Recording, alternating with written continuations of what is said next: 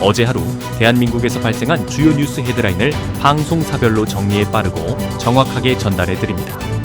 주요 헤드라인 뉴스 지금 시작합니다. JTBC가 뽑은 헤드라인은 윤석열 전 대통령이 파면된 지 사흘째 한남동 관저에 머물며 퇴거 준비는 이번 주 중반 이후로 예상됩니다. 윤 전 대통령은 헌법재판소의 결정에 승복하지 않고 지지층 결집 메시지를 내며 정치적 행보를 이어가고 있습니다. 국민의힘은 내일 대선 경선을 위한 선거관리위원회를 발족하며 본격적인 선거준비 체제로 전환할 예정입니다. 한편 더불어민주당 이재명 대표는 8일 전후로 대표직에서 물러난 뒤 대선 준비에 나설 계획이며 우원식 국회의장은 대선과 개헌 국민투표의 동시 진행을 제안했습니다. 헌법재판소가 윤 전 대통령의 파면을 결정하며 내란의 밤 사건을 인정한 점은 향후 재판에 영향을 미칠 것으로 보입니다.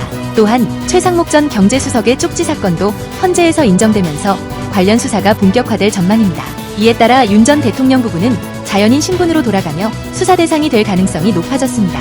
뉴욕타임스는 한국 민주주의의 회복력을 긍정적으로 평가했으나 윤 전 대통령 파면 이후 사고와 사건이 잇따르고 있습니다.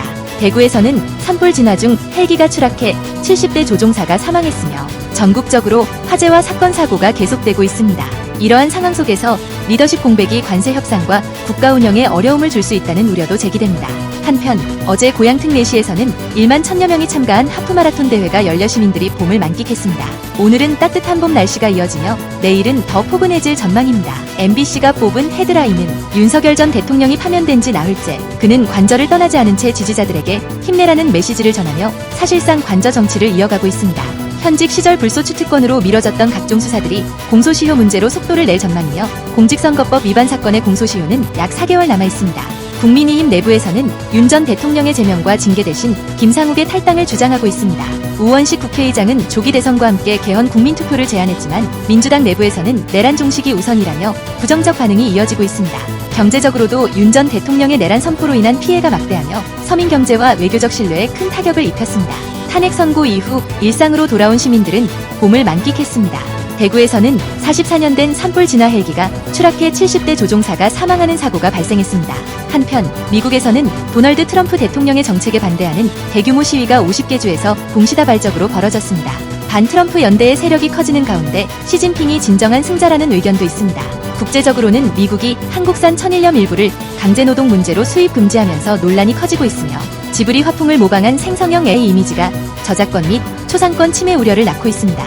서울 대치동에서는 치열한 경쟁 속 불안감이 커지고 있으며 윤 전 대통령 지지자인 20대 청년이 곤봉으로 경찰버스를 파손해 구속되는 사건까지 발생했습니다. SBS가 뽑은 헤드라인은 윤석열 전 대통령이 파면 선고 이후 두 번째 입장문을 통해 지지층 결집을 호소하자 더불어민주당은 이를 극렬 지지층 선동으로 규정하며 강하게 비판했습니다.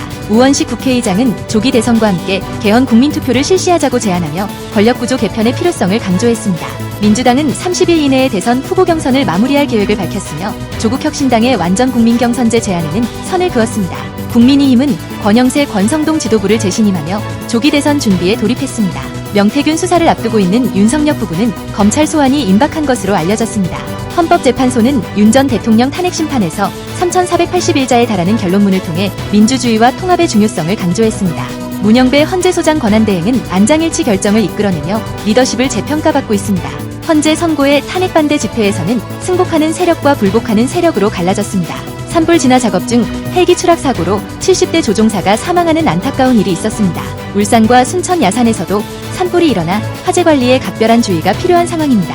한편 화창한 봄날 전국 곳곳에서 시민들이 일상으로 복귀하는 모습이 포착됐습니다. 국제적으로는 미국이 한국 최대 염전 소금 수입을 금지하며 무역 갈등이 심화되고 있으며 트럼프 전 대통령을 반대하는 시위가 미국 전역에서 벌어지고 있습니다. 실용적인 자동차 시장인 픽업 경쟁이 뜨거워지고 있습니다. 타이완 관광지에서 한인 유학생이 흉기에 피습당했습니다. KBS가 뽑은 헤드라인은 우원식 국회의장이 대통령 선거일에 개헌 국민투표를 함께 진행하자고 제안했습니다. 더불어민주당은 대선일 공고를 촉구하며 내란 청산을 우선시해야 한다고 밝혔습니다. 국민의힘은 지도부 재신임을 결정하고 선관위 구성안을 내일 추인할 예정입니다. 윤 전 대통령은 승복 언급은 없는 지지자 결집용 메시지를 내었습니다. 헌법재판소의 내란죄 관련 판단은 윤석열 전 대통령의 형사재판에 영향을 미칠 가능성이 높아 보입니다. 이번 탄핵 심판 선고문에서는 대한민국의 주권자는 국민이며 사회 통합에 고심한 흔적이 보입니다. 한편 대구에서 산불 진화에 투입된 44년 된 노후 임차 헬기가 추락해 조종사가 사망하는 사고가 발생했으며 타이완 타이베이 번화가에서는 한국인 유학생이 흉기에 찔리는 사건도 있었습니다. 국내에서는 벚꽃 나들이 객으로 거리가 북적이고 낮 기온이 20도 안팎까지 오르는 완연한 봄 날씨가 이어지고 있습니다. 가공식품과 외식 물가가 3.6% 인상되며 먹거리 물가 상승세가 지속되고 있습니다. 미국에서는 트럼프 행정부 정책에 반대하는 시위가 전국적으로 열렸습니다.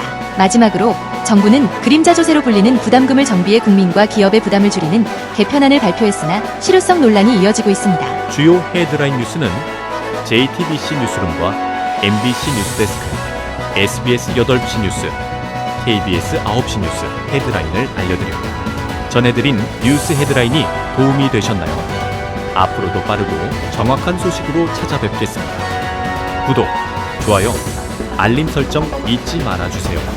영상 제작에 큰 도움이 됩니다.